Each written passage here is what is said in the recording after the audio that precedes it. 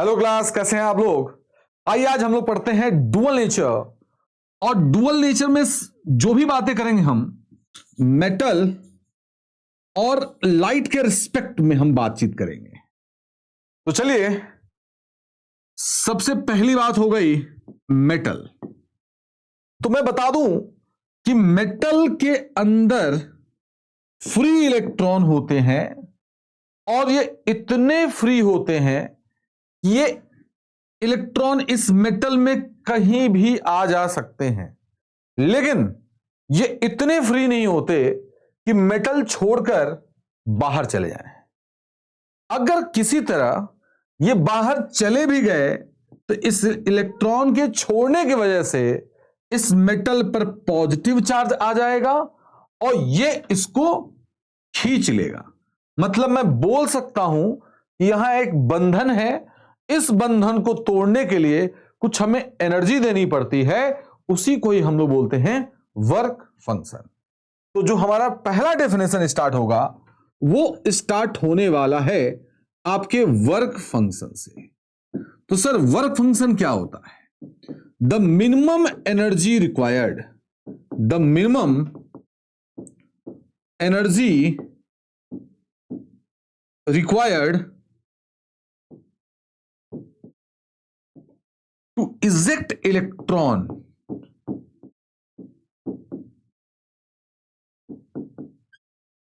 from metal surface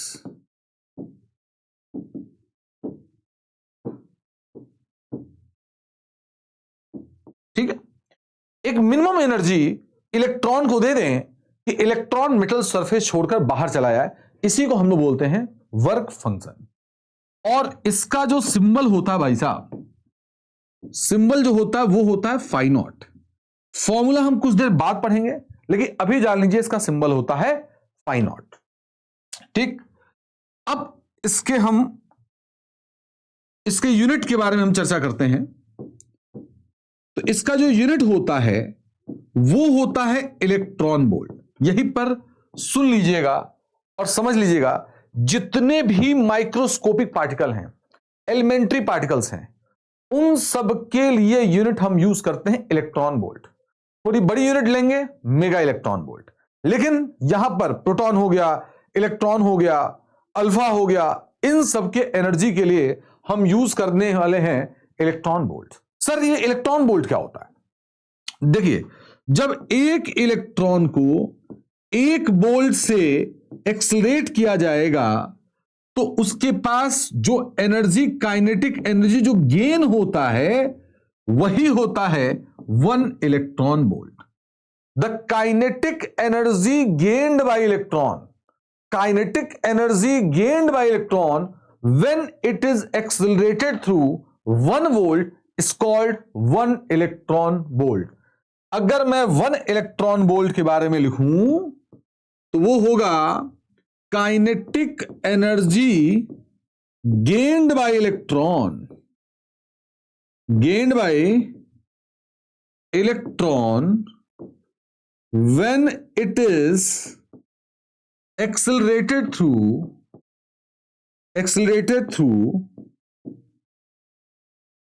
1 volt. और ये 1 electron volt होता है 1.6 into 10 to the power -19 joule.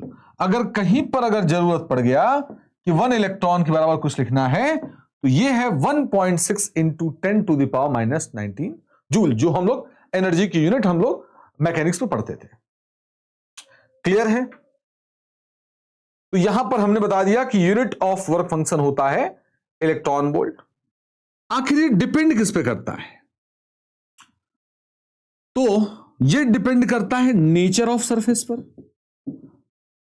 अब नेचर ऑफ सरफेस मतलब सर कि वो रेगुलर है कि इरेगुलर है, वो रेगुलर है कि इरेगुलर है, देख लीजिएगा। और ये डिपेंड करता है प्रॉपर्टीज ऑफ सरफेस पर या मेटल पर, प्रॉपर्टीज ऑफ मेटल पर। कैसा मेटल है? देखिए बेटा, क्यों और कैसे इससे मतलब नहीं है। याद रखिएगा कि वर्क फंक्शन किन किन बातों पर डिपेंड करता है, तो पहली बात डिपेंड करता है कि उसका सरफेस कैसा है, दूसरी बात डिपेंड करता है कि आखिर मेटल कौन सा है, और अगर देखा जाए तो जो सबसे ज्यादा वर्क फंक्शन होता है वो होता है प्लेटिनम का, अब वो होने वाला है 5.65 इलेक्ट्रॉन वोल्ट, और जो सबसे कम होता है वो होता है आपका सीजियम का, वो होता है 2.14 इलेक्ट्रॉन। मेरे ख्याल से वर्क फंक्शन के बारे में क्लियर हो गया। The minimum energy required to eject electron from metal surface is called work function. इसकी यूनिट होती इलेक्ट्रॉन वोल्ट। जब एक बोल्ट को एक इलेक्ट्रॉन को एक बोल्ट से एक्सीलरेट किया जाएगा तो जो काइनेटिक एनर्जी गेन करेगा, है ना, उसी हम बोलते हैं 1 इलेक्ट्रॉन वोल्ट। 1 इलेक्ट्रॉन वोल्ट बराबर होता है 1.6 इंटू 10⁻19 जूल। और ये किन किन बातों पर डिपेंड करता है, तो डिपेंड करता है नेचर ऑफ सरफेस पर, प्रॉपर्टीज ऑफ मेटल पर। सबसे कम वर्क फंक्शन किसका होता है, वो होता है सीजियम का, और सबसे ज्यादा किसका होता है, प्लेटिनम का। तो मेरे ख्याल से बस फॉर्मूले के अलावा हम लोगों ने सब कुछ देख लिया। क्लियर है? चलिए अब हम लोग पढ़ते हैं इलेक्ट्रॉन एमिशन। चलिए इलेक्ट्रॉन एमिशन की बात करें,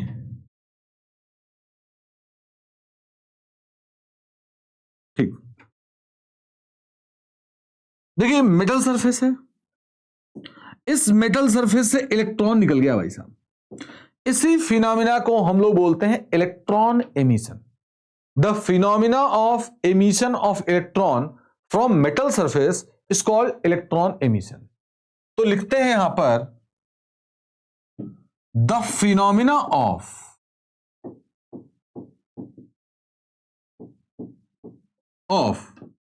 emission of electron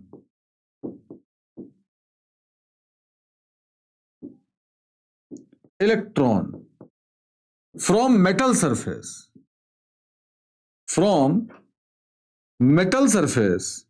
is called electron emission. अच्छा, ये इलेक्ट्रॉन हम कितने तरीके से निकाल सकते हैं? सर, हीट देके निकाल सकते हैं, फील्ड लगा के निकाल सकते हैं, सनलाइट गिरा के निकाल सकते हैं। इसके अलावा इलेक्ट्रॉन को भी ले आकर हम जो है इलेक्ट्रॉन पे लड़ा दें, तब भी आपका इलेक्ट्रॉन का एमिशन कर सकते हैं। तो how much by how many ways electron can ejected, तो हम निकाल सकते हैं इसको बाय हीट। जब इलेक्ट्रॉन बाय हीट निकलता है तो उस एमिशन को हम लोग बोलते हैं thermionic emission. Okay, thermionic emission.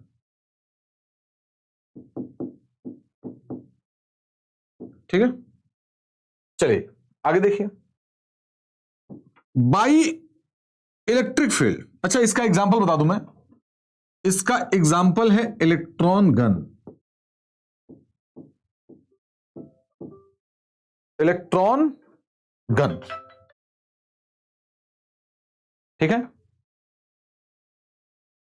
दूसरा है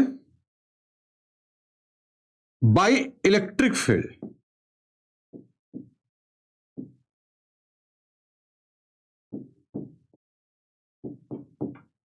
ठीक है, उस एमिशन का नाम है, सी होगा, उस इससे जो इलेक्ट्रॉन एमिट होगा इसको हम बोलेंगे फील्ड एमिशन।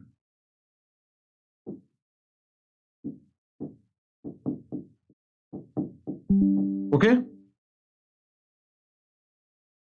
सबसे अच्छा एग्जांपल है इसका स्पार्क प्लग।